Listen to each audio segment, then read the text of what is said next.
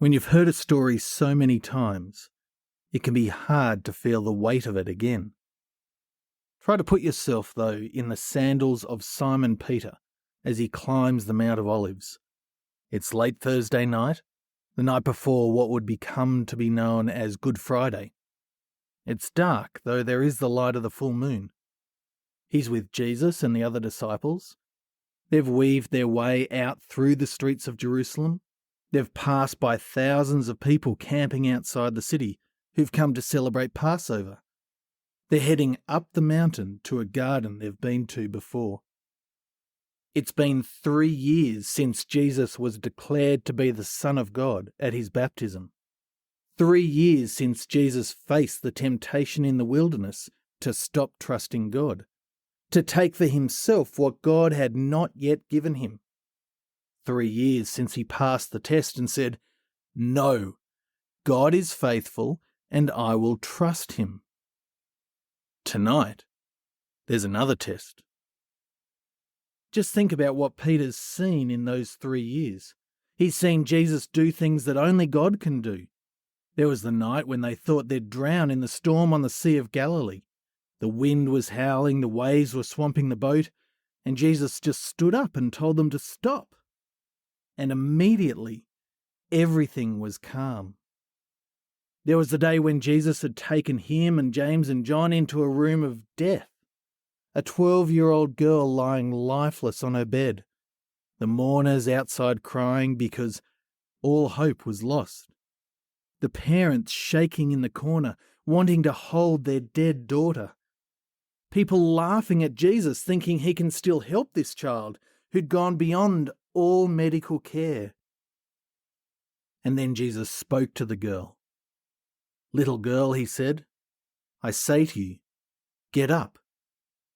And life entered the girl's body, just like God had first breathed life into Adam and Eve.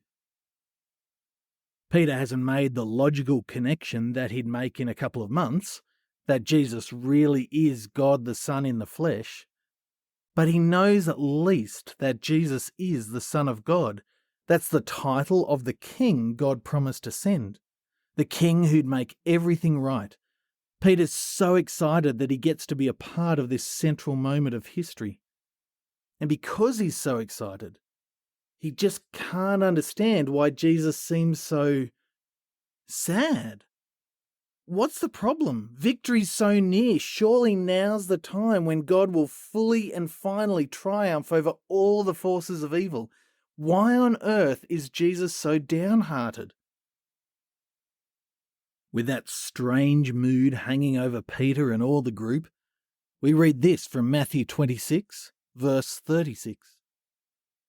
Then Jesus came with them to a place called Gethsemane, and he told the disciples, "Sit here while I go over there and pray." Taking along Peter and the 2 sons of Zebedee, he began to be sorrowful and troubled.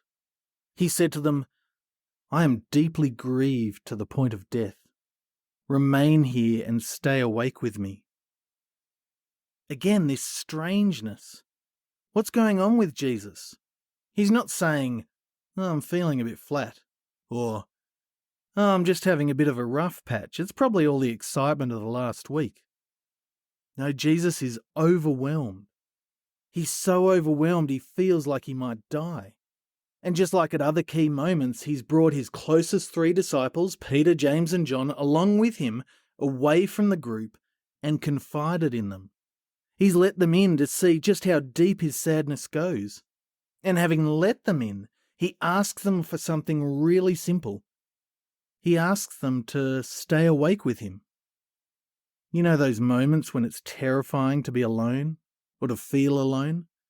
Like when you're in your room alone at night and the horrible thoughts creep in, or when the world around you seems to be collapsing, or when you've felt abandoned or betrayed. You don't want to be alone. That's how Jesus is feeling. And he asks his friends to be faithful friends, friends who can be relied on when the chips are down. Then he walks a little further, and he falls flat on his face to pray in the begging position. Remember Jesus' power and majesty? Demons tremble before him, sickness and death flee in his presence, creation itself humbles itself to obey his word, and yet here Jesus is, begging something from his Father in heaven. He begs his Father to take away a cup. He says in verse 39, "My Father, if it is possible, let this cup pass from me." There are two types of cup he could be talking about. The Old Testament talks about a cup of joy and happiness, the cup of salvation from the Lord. It's a cup of celebration and thankfulness that God's rescued you from evil, the cup from which God pours mercy and grace and forgiveness and rescue. It'd be strange for Jesus to be begging to have that cup taken away. The other type of cup the Old Testament prophets talk about is the cup of God's anger, his wrath or wrath for our American friends, the cup of God's fury at all the sin, all the evil, all the wickedness of humanity, his anger at our lies and hatreds and evil words, his anger at the way we ignore him and crown ourselves king of the world, pushing aside others who get in our way. His righteous anger at everyone who deserves judgment and justice and punishment. This cup holds the death we deserve for abandoning the God of life. You can understand why Jesus does not want to drink from this cup, not least because Jesus is the only one who doesn't deserve this cup. He's the faithful Son of God who came into the world to be the one who fully trusts God, who's faithful in his obedience every single moment of every single day. He does not deserve this cup. And yet his Father's asked him to drink it, not for his sin, but for ours, so that we can drink the cup of God's salvation, so that people, God's enemies, Jesus' enemies, can be saved. And so this is the greatest moment of crisis in all of human history. Jesus doesn't deserve the cup. He has the power to not drink from the cup. He could actually ask the Father to save him, and God would. He would rescue Jesus if Jesus made that request. But it would mean no cup of salvation for anyone else. It would mean all those promises that God made in the Old Testament could not come true. God would no longer be faithful. And it would mean that Jesus would be disobeying his Father, turning away from his Father's plan. It would mean Jesus, God the Son, would no longer be faithful either. Faithful to his Father, faithful to his people, faithful to his promises that he made in the Old Testament. And so Jesus makes this request, "My Father, if it is possible, let this cup pass from me." And the whole universe, all of human history, all of creation holds its breath.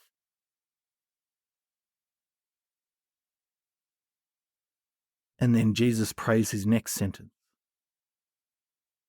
a sentence of faithful, loving obedience to his Father.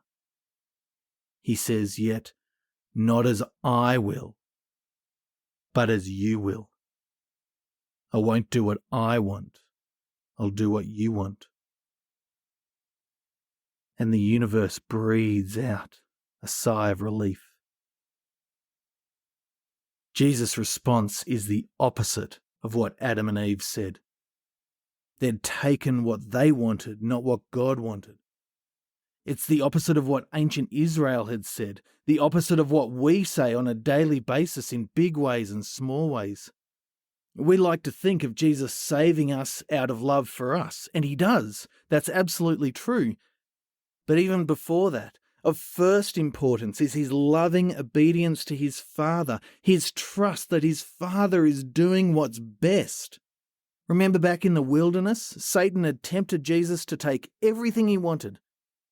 But Jesus knew how good his Father is. He knew that it's far better to follow in God's plan, even if that means pain in this world, even if it means death, because the faithful God will always bring that to the best possible end. He trusts his faithful Father, and here he proves himself to be the faithful Son. Meanwhile, his unfaithful disciples and friends are sleeping, and the unfaithful world is coming to kill him. But that's a story for next time. See you tomorrow.